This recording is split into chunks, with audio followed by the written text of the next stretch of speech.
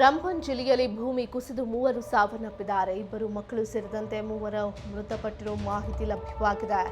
ಜಮ್ಮು ಕಾಶ್ಮೀರದ ಹಲವೆಡೆ ಶಾಲೆಗಳು, ಸರ್ಕಾರಿ ಕಚೇರಿಗಳಿಗೆ ರಜೆಯನ್ನು ಘೋಷಿಸಲಾಗಿದೆ. ರಾಷ್ಟ್ರೀಯ ಹೆದ್ದಾರಿಗಳು ಸೇರಿದಂತೆ ಹಲವು ರಸ್ತೆಗಳಲ್ಲಿ ಸಂಚಾರ ಬಂದ್ ಮಾಡಲಾಗಿದೆ.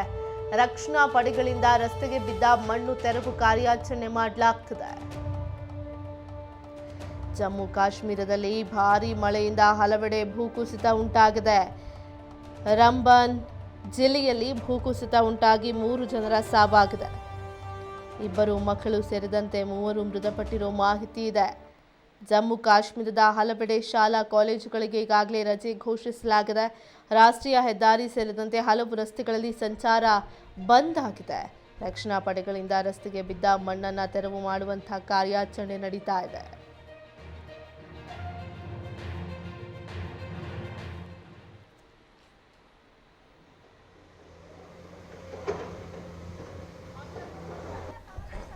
शाबाश चलाओ हमें भी कहिए पैदल मार्च दुल्हा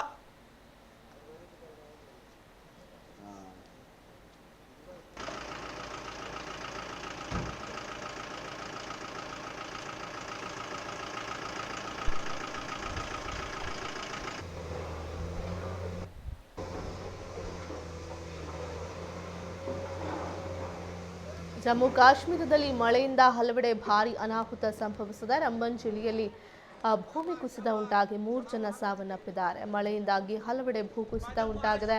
ಈಗಾಗಲೇ ರಕ್ಷಣಾ ಕಾರ್ಯಾಚರಣೆ ನಡೀತಾ ಇರುವಂಥದ್ದು, ಜೊತೆಗೆ ಮಣ್ಣು ತೆರವು ಕಾರ್ಯಾಚರಣೆ ಕೂಡ ನಡೆಸ್ತಾ ಇರುವಂಥದ್ದು. ಇಬ್ಬರು ಮಕ್ಕಳು ಸೇರಿದಂತೆ 3 ಜನ ಸಾವನ್ನಪ್ಪಿದ್ದಾರೆ. ಇನ್ನು ಶಾಲಾ ಕಾಲೇಜುಗಳಿಗೆ ಹಲವೆಡೆ ಜಮ್ಮು ಕಾಶ್ಮೀರದಲ್ಲಿ ರಜೆಯನ್ನು ಘೋಷಿಸಿರುವಂಥದ್ದು.